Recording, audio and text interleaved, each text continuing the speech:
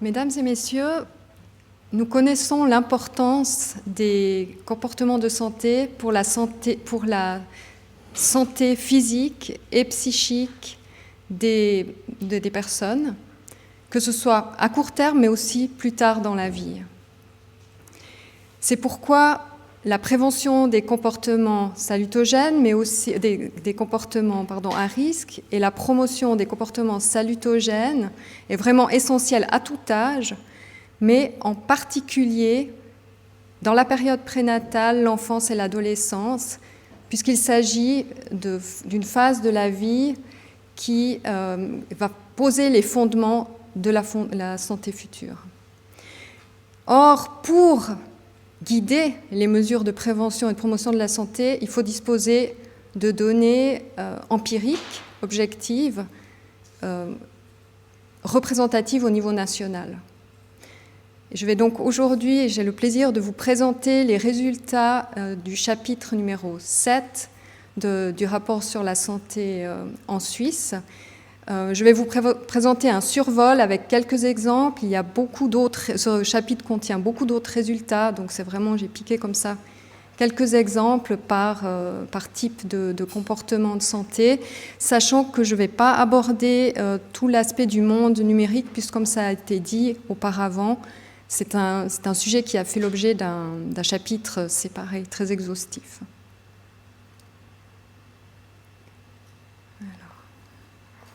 Alors je commence avec les premiers mois de la vie, avec les comportements en matière d'allaitement. Sur ce sujet-là, en Suisse, nous disposons de données nationales assez complètes qui nous apportent deux enseignements. Le premier, c'est que l'allaitement dès la naissance est très répandu. On a une prévalence depuis la moitié des années 90 autour de 90-95%. Et aussi que les pratiques en matière d'allaitement, elles sont conformes aux recommandations à la matière dans une large mesure. S'agissant des jeunes plus âgés, dans le domaine qu'on peut dire très complexe, très vaste des comportements en matière d'alimentation, on dispose en Suisse de données nationales pour des jeunes depuis l'âge de 6 ans. Ça veut dire qu'on n'a pratiquement aucune information pour les jeunes entre 2, 3 ans et 5 ans. Celle-ci nous montre notamment, alors c'est vraiment des exemples parce que par contre on a un foisonnement de données pour les 6 et plus, elle nous montre notamment que la recommandation qui concerne la consommation de portions de fruits et légumes chaque jour, au moins 5 portions de fruits et légumes chaque jour, elle est déjà chez les enfants, mais aussi chez les plus âgés, respectée par une minorité de jeunes, sachant que les filles font dans ce domaine-là un petit peu mieux que les garçons. Mais voilà, on a vraiment une minorité de jeunes dans ce cas-là. Et puis aussi un autre exemple où on a une autre étude qui montre qu'environ seulement un jeune de 15 à 19 ans sur 10 consomme quotidiennement du sel selon les recommandations. À part ces résultats-là, on a donc un foisonnement de données qui concernent le rythme des repas, les habitudes culinaires, mais aussi une grande partie des informations qui sont récoltées en Suisse sur ce thème-là concernent des fréquences de consommation d'aliments, donc pas les quantités, mais les fréquences. Donc là, je vous montre, je vous montre des exemples pour l'enquête HBSC qui concerne les 11-15 ans et puis l'enquête Suisse sur la santé qui concerne les 16-25 ans. Ici aussi, comme c'est très souvent le cas, on ne doit pas comparer les résultats des deux études parce que les méthodologies sont différentes. Néanmoins, on peut quand même en tirer quelques enseignements généraux. Par exemple, donc on a là les résultats pour les aliments protéiques et puis les aliments qu'il faudrait consommer avec modération. Si on considère des fréquences de consommation qui évoquent les recommandations de la pyramide alimentaire, on se rend compte d'une part que généralement c'est une minorité de jeunes qui les consomment à la fréquence, disons, recommandée, que les comportements alimentaires, les filles font aussi un peu mieux que les garçons dans ce domaine-là, et que, avec l'âge, les comportements favorables à la santé dans le domaine alimentaire ont tendance à reculer. Alors, sans transition, je passe directement au sommeil.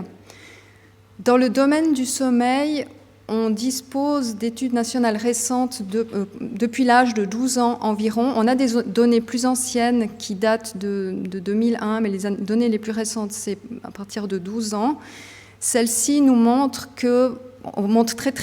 illustrent très bien le recul du temps de sommeil effectif entre l'enfance et l'âge adulte, qui est vraiment considérable.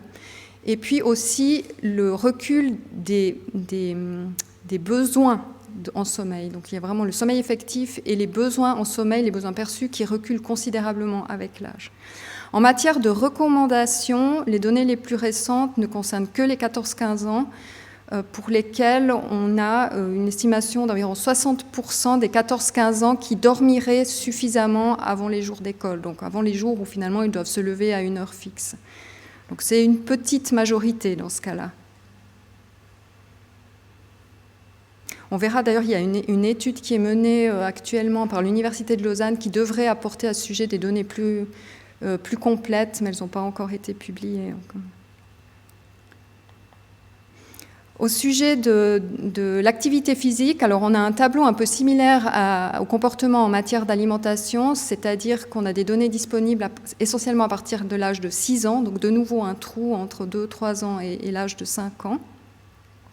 Mais pour ce domaine-là, on a une bonne étude, une très bonne étude, qui a utilisé un capteur de mouvement, un accéléromètre pour mesurer le mouvement, qui est vraiment une des méthodes recommandées pour mesurer l'activité physique. Et on voit ici, donc il s'agit de l'étude SOFIA qui a été réalisée en 2013-2014. On voit dans le graphique de gauche les résultats avec, d'une part, une très large majorité des 6 à 10 ans qui bougent suffisamment, qui respectent la recommandation de faire de l'activité physique au moins 60 minutes par jour. Et puis, une baisse, alors déjà chez les 11-16 ans, une baisse même assez considérable chez les filles. Donc on voit aussi ici une différence très importante entre les sexes, avec des garçons qui sont beaucoup plus actifs que les filles. Cette différence, on la retrouve aussi chez les plus âgés, chez les 16-25 ans, dans le cadre de l'enquête suisse sur la santé, qui est représentée dans le graphique de droite, et qui, les résultats montrent que les adultes ou jeunes adultes de 16 à 25 ans seraient suffisamment actifs en grande majorité, mais donc avec cet écart entre hommes et femmes. Mais là, il faut préciser que ce sont des données déclaratives, ce n'est pas un capteur de mouvement, c'est vraiment la perception des gens. Donc il ne faudrait pas comparer très précisément les deux choses. En ce qui concerne d'autres comportements en matière d'activité physique, on a aussi des données très exhaustives, très intéressantes concernant la pratique sportive en Suisse, et puis aussi sur les modes de déplacement des jeunes, qu'il s'agisse d'aller à l'école ou pour les loisirs. Donc dans ces deux cas, on retrouve les tendances qu'on a vues pour l'activité physique, à savoir une baisse avec l'âge de l'activité sportive et des déplacements à vélo ou à pied, et cette différence entre filles et garçons qui persiste. En ce qui concerne la sexualité, l'entrée dans la vie sexuelle active, de même que l'établissement de l'orientation sexuelle, en général, elle a lieu au cours de l'adolescence, en tout cas le plus souvent. C'est pourquoi on ne récolte pas de données avant à peu près le milieu de l'adolescence. Donc en Suisse, on a des données à partir de l'âge de 14 ans. Ces données nous montrent par exemple que chez les 14 et 15 ans, on a 17% des garçons et 9% des filles qui disent avoir déjà eu des rapports sexuels, ce qu'on considère comme une sexualité précoce. Et puis, évidemment, chez les 16-25 ans, dans l'enquête suisse sur la santé, on a des taux beaucoup plus élevés, autour de 3/4, sachant qu'à partir de 20 ans, la plupart, plus de 93%, sont sexuellement initiés. Si on s'intéresse aux 14-15 ans, qui sont donc relativement jeunes, on a deux principaux risques liés à une vie sexuelle précoce. Le premier, c'est les grossesses précoces et la contraction de maladies sexuellement transmissibles qui sont sont plus à risque pour cela vu leur inexpérience et leur jeune âge.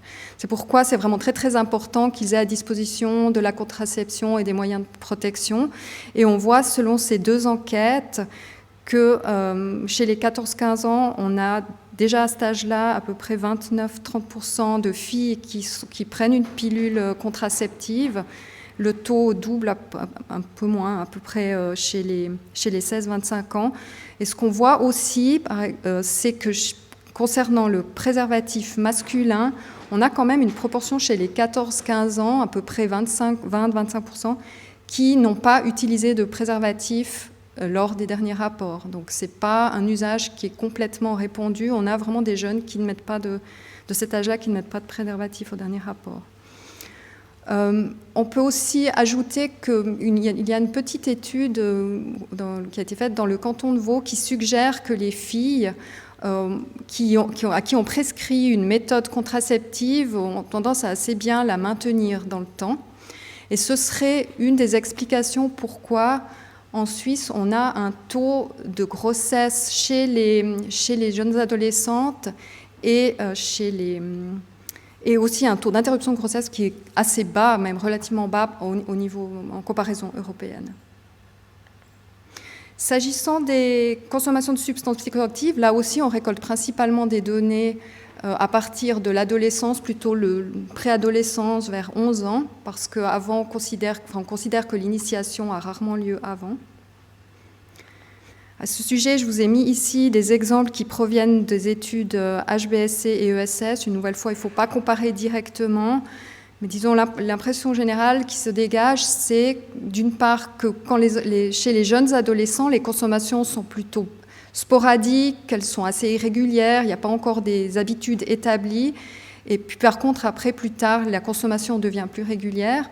La deuxième chose, c'est que les jeunes aiment bien tester les nouveaux produits qui arrivent sur le marché. On le voit par exemple avec la cigarette électronique. Et puis, on a aussi des différences entre les garçons et les filles, mais qui sont différentes selon les produits, avec à peu près les mêmes résultats pour le tabac, mais c'est par exemple pas la même chose pour l'alcool. Donc là, il y a vraiment des nuances par substance. Ce qu'on peut aussi dire, c'est que dans ce domaine-là, on a des données comparatives et que depuis 2002, mais surtout depuis 2010, on constate une baisse des consommations, en tout cas chez les plus jeunes. Il y a aussi des signes chez les jeunes adultes, mais avec éventuellement une augmentation des signes d'augmentation chez les excès ponctuels. Vu toute l'importance des comportements de santé, on comprend pourquoi ces dernières années, on s'est beaucoup intéressé aux compétences en santé. Alors il y a plusieurs définitions, mais on peut les définir comme la capacité d'un individu à prendre au quotidien des décisions qui vont avoir des effets positifs pour sa santé. Alors ça implique de pouvoir avoir accès aux informations de santé, de pouvoir les comprendre, de pouvoir les interpréter et de les mettre en pratique, évidemment. À ce sujet, on a une grande étude qui a été menée en Suisse en 2015 et qui nous enseigne que globalement, chez les jeunes de 15-25 ans, on a à peu près la moitié qui disposerait de compétences en matière de santé qui sont soit bonnes, soit même excellentes. Tandis que l'autre moitié aurait des compétences qui sont insuffisantes. L'étude de Bierry et collègues a aussi un peu plus de détails sur les différentes compétences de santé, mais qui ne sont pas publiées pour les plus jeunes. On n'a pas le détail pour les plus jeunes. Je vais encore, juste avant de faire le bilan, dire encore un mot sur les comportements de protection. En Suisse, on n'a pas une étude qui est consacrée à ce thème-là. On a plutôt des questions qui sont posées dans le cadre de différentes enquêtes au niveau national, mais on a aussi toute une série d'enquêtes plus locales qui nous apportent des informations très intéressantes à ce sujet et qui viennent compléter ce manque au niveau national. Et dans le cadre du chapitre, nous avons regardé le port du casque à vélo, la protection solaire, le brossage des dents, et la protection contre le bruit, disons et le bilan est le suivant, c'est que chez les jeunes enfants qui probablement sont encore bien, acceptent encore l'encadrement des parents, on a des taux de protection qui sont assez élevés, puis après, quand on avance avec l'âge, on a les taux de comportement de protection qui baissent assez sensiblement. Alors, je vais aussi maintenant vous faire un bref bilan, déjà au niveau des comportements de santé des 0-25 ans. Donc, on a vu que les comportements changent énormément avec l'âge. En général, si on généralise, on peut dire que les comportements à risque augmentent et les comportements qui sont favorables à la santé, eux, au contraire, ont tendance à baisser. Par contre, au niveau des différences filles-garçons, il faut vraiment être très, très nuancé parce qu'on a des domaines où les garçons font mieux, par exemple l'activité physique, et puis on a des domaines où les filles font beaucoup mieux, enfin l'alimentation ou des choses comme ça. Donc on ne peut pas tirer un bilan très carré par rapport aux différences entre filles et garçons. De manière générale, on a quand même passablement de points de repère à disposition grâce à toutes ces données pour mettre en place des mesures de prévention et de promotion de la santé, mais, comme ça a déjà été dit auparavant, on se rend compte très vite qu'il y a très peu de données, voire pas de données pour les tout jeunes enfants. Pour les 6-10 ans, la situation s'améliore un petit peu avec des données sur certains comportements spécifiques, mais certains comportements ne sont pas du tout couverts. Par contre, en Suisse, dès l'âge de 11 ans jusqu'à 25 ans, on a quand même un bon spectre de comportements qui sont couverts. Il faut dire, ce qu'on doit aussi dire aussi, c'est qu'on l'a vu, on a beaucoup de données qui ne sont pas comparables parce que les opérationnalisations, les méthodologies sont différentes, mais c'est aussi dû à l'âge des jeunes, c'est-à-dire qu'on ne peut pas poser des questions sur l'activité physique ou sur la sexualité avec les mêmes mots à un jeune de 14 ans ou à un jeune adulte de 25 ans. Donc c'est pas seulement qu'on n'y a pas pensé, mais il faut vraiment s'adapter à l'âge des personnes auxquelles on s'intéresse. Et puis, ce qu'on remarque aussi, je n'ai pas beaucoup abordé les trends, donc les comparaisons au fil du temps, mais souvent on n'en a pas, justement parce que on a des très bonnes études, mais qui ne sont pas forcément reconduites, ou en tout cas pas reconduites à intervalles réguliers, donc il nous manque souvent un suivi.